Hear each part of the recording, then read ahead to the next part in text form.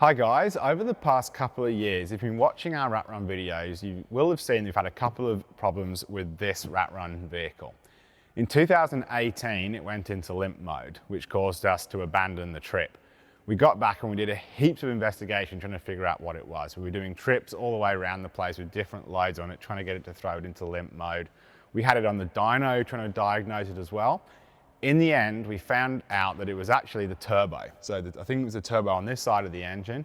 It's quite susceptible to getting dust and rubbish into the VNT controller, causing, they call it range issues on it. So we ripped it out, banged a new one in it, and that appears to have fixed the problem. So 2019 trip got through the whole thing without it going into limp mode due to that. However, we did have issues where the car would just decide to stop. Now that took a ton of investigation as well, and we traced it back to an electrical fault. We've got these PWR intercooler fans on it, and they've got a relay controlled switching system on them. And what we found when we got back and completely disassembled the loom is the loom was actually shorting on the cowling here, causing it to blow a fuse on the ignition trigger inside the box here. So we fixed all that up. We've moved where it's taking the trigger so it's not on something which is mission critical, as well as we've redone the loom on this particular vehicle. Subsequently, we have fitted a couple of these to other vehicles, and we always inspect the looms now just to make sure everything's all good, and there hasn't been a problem since. So we've just kind of dialed it back to being something, initial prototype type of issues. So that's all fixed. And the other issue we had on the trip, actually on both vehicles, my 76 as well, was charging issues. So we'd find that we got to the end of the day, we'd done 10 or 12 hours in the car, and the batteries in the trailers weren't charging well. When we investigated it, we had to call up R.A.T to get some assistance along the way. It turns out that we were getting massive voltage drop between the battery and the Anderson plug on the vehicles. Now on the older rat run trailers, we had a very basic charging system. With the new BMS, it's quite a bit more sensitive, and when it drops below a certain input voltage, it'll separate it, obviously, so it protects the batteries. Now, as we had small wiring in here from the old systems, it was causing issues.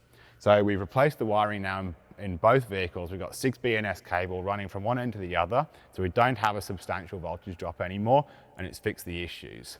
Now, the great thing about doing these trips and finding these problems is we can learn from it. And now we've brought that back with us into our Cruisemaster Tone Performance Center. And if we do fit an Anderson plug into a vehicle for charging in the caravan or the trailer, we are putting massive wire in it now, 8 BNS, 6 BNS type of thing, to make sure that problem doesn't happen again. Now, the other thing that you won't have seen on the videos is when we got back and we were trying to fix all these little niggly issues from 2019, we found some cracks. So down here on the firewall, on the inside of the skirts on both sides, and subsequently we found out it was in the radiator supports and in the bottom of these panels down here, it had all cracked. So a couple of 100,000 kilometers of corrugations, the load that this vehicle carries, and the fact it's 10 years old, it had finally succumbed. So we took it down to the local panel shop. It's actually a Toyota panel shop in Brendale, and they've fixed it. So it's a bunch of new panels, welded things up, reinforced it, so it's all good to go again now. We believe this is ultimately testament to the toughness of the testing that we do on our products, that over 10 years, hundreds of thousands of kilometers, we break a Landcruiser. And it's pretty much unheard of, these types of cracks. We've even inspected similar vehicles of ages with a similar amount of kilometers, and they don't have these issues in them. So we think it's a pretty isolated issue that we've just beaten the hell out of this vehicle. So because of that and the few issues we've had over the years, we think it's now time to move this vehicle on. So if you've got any ideas what we should replace this Landcruiser with, get into the comments and put something in there. Keen to see what you guys think.